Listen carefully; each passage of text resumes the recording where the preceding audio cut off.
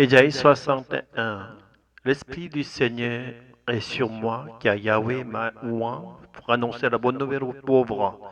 Il m'a envoyé pour guérir ceux qui ont le cœur brisé, proclamer la liberté aux captifs et la délivrance aux prisonniers, proclamer l'année de la grâce de Yahweh et le jour de la vengeance de notre Dieu, pour consoler tous ceux qui sont dans le deuil.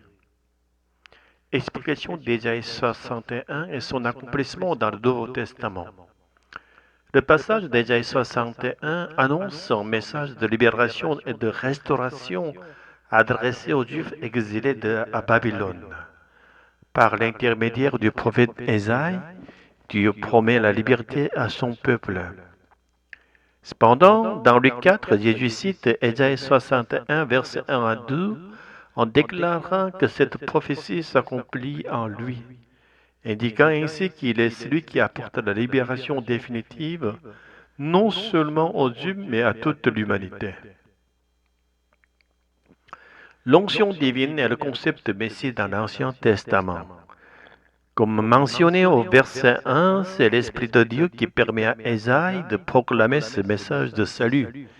Dans l'Ancien Testament, la venue de la puissance divine sur une personne est souvent désignée par l'onction de Dieu, symbolisée par l'acte d'oindre avec de l'huile. Seuls trois types de figures recevaient cette onction en Israël. Les rois, par exemple David et Saul, les prêtres, Aaron, les grands prêtres, les prophètes Ésaïe, Élie, etc. En hébreu, celui qui reçoit cette onction sacrée est appelé Mashiach, ce qui signifie oint de Dieu, le Messie attendu dans la tradition juive. Dans la tradition juive, le Messie attendu n'était pas une figure divine, mais un homme choisi par Dieu, un descendant de David rempli de l'Esprit Saint pour restaurer Israël. Avant la venue de Jésus, les Juifs espéraient un Messie humain, un roi libérateur qui rétablirait la grandeur d'Israël. Jésus, le Messie divin, est sa mission. Jésus se distingue de cette conception traditionnelle de Messie. Il ne vient pas seulement comme un homme oint par l'Esprit de Dieu, mais comme Dieu lui-même, incarné qui demeure éternellement l'Esprit Saint. Il est le Messie divin, venu non pour établir un royaume terrestre glorieux, mais pour révéler Dieu aux hommes et porter le péché du monde par son sacrifice sur la croix. Contrairement aux rois ou prophètes de l'Ancien Testament, Jésus ne recherche ni gloire terrestre ni reconnaissance humaine.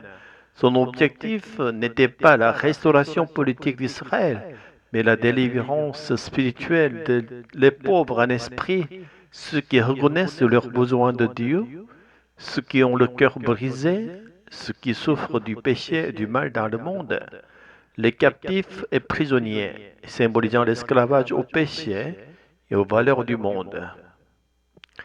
Presque toute l'humanité est dans cet état de captivité spirituelle.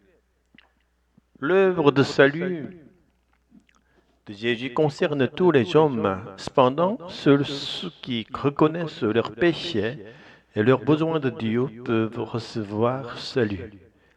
Jésus non seulement oint, mais celui qui oint. Contrairement aux anciens messies qui recevaient passivement l'onction, Jésus est également celui qui donne l'Esprit Saint. Il est à la fois le Messie oint et le Fils de Dieu qui oint son peuple. Le terme Christ, Christos en grec, équivalent du mot hébreu Messie, n'est donc pas un simple titre honorifique pour Jésus, mais exprime son humilité et son rôle de sauveur. Tout comme il a reçu l'Esprit pour accomplir sa mission, il verse désormais l'Esprit Saint sur ceux qui croient en lui, afin qu'ils deviennent à leur tour des petits messies chrétiens, porteurs de son œuvre de grâce. Notre appel en tant que petit messie.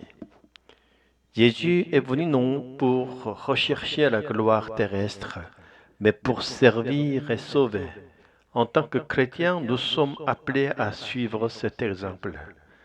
chercher la gloire du royaume de Dieu et non celle du monde, servir avec l'humilité en portant aux autres l'amour et la grâce du Christ, être rempli de l'Esprit Saint afin de devenir les instruments de la mission divine sur terre. Jésus, par son sacrifice et l'envoi du Saint-Esprit, nous rend capables d'accomplir cette mission. Que le Seigneur nous fortifie pour être de véritables témoins de sa grâce. Alléluia. Amen.